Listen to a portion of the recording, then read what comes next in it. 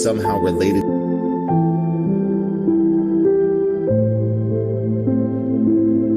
to what computers do, very few of us seem to understand what binary is or why computers use it.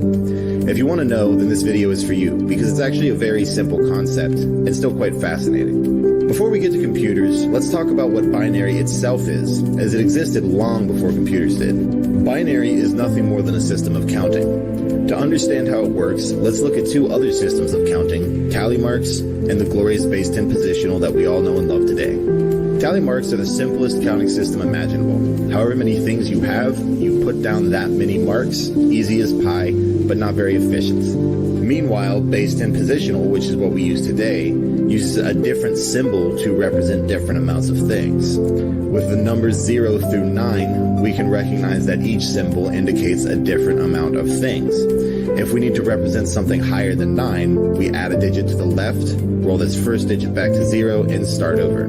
This system is very efficient compared to tally marks because each digit we add exponentially increases the amount of things we can represent.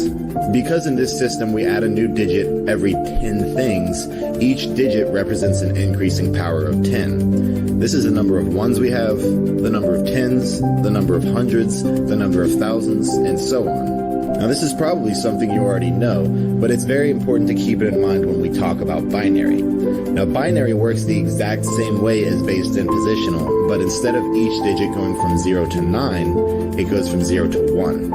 Counting upwards in binary sounds like this: 0, 1, 10, 11, 100, 101, 110, 111, and 1000. Because each digit of binary has only 2 values and not 10, each additional digit represents an increasing power of 2 rather than an increasing power of 10. So this is the number of ones we have, the number of 2s, 4s, 8s, 16s, 32s, 64s, 128s, and so on. Not nearly as efficient as base 10, but exponentially more efficient than tally marks.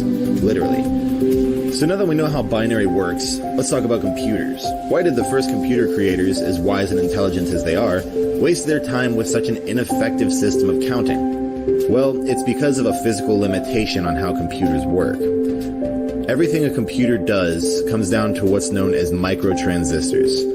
Simple, tiny, eensy-beensy little switches that can either be on or off and can be flipped on or off with a very weak electrical charge. The first goal was to get computers to count, and to get them to count by using these switches, we could use the tally system, meaning the number of on switches equals the number of things we have, or we could use the much more efficient system of binary, where each switch represents a digit of binary.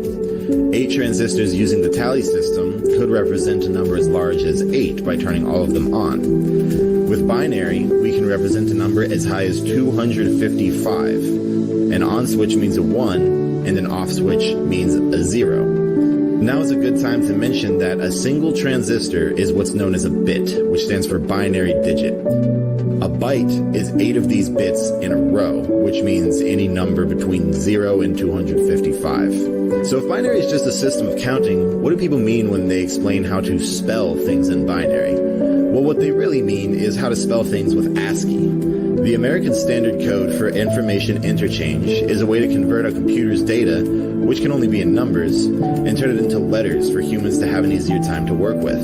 ASCII simply assigns a character to each value represented by a byte of binary. Now because a byte has 8 digits of binary to work with, and 8 digits of binary can represent up to 255 values, ASCII had 255 letters and symbols to choose from. More than enough for the entire alphabet, punctuation marks, and other symbols. For example, the corresponding ASCII number for an uppercase A is 65. Now 65 in base 10 is equal to 1,000,001 in binary.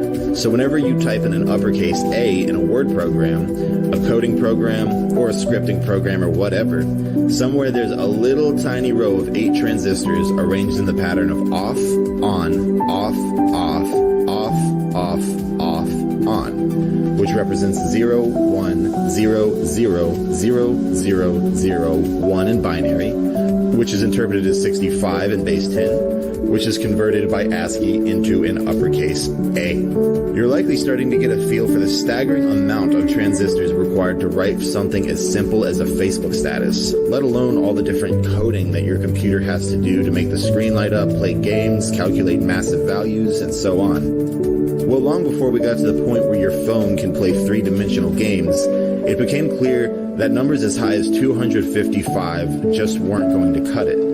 Regardless of how many bytes we had, and it was a lot, even adding 4 fully active bytes together could only get a number as high as 1020. To solve this problem, new computers were designed to recognize 2 bytes as one single number.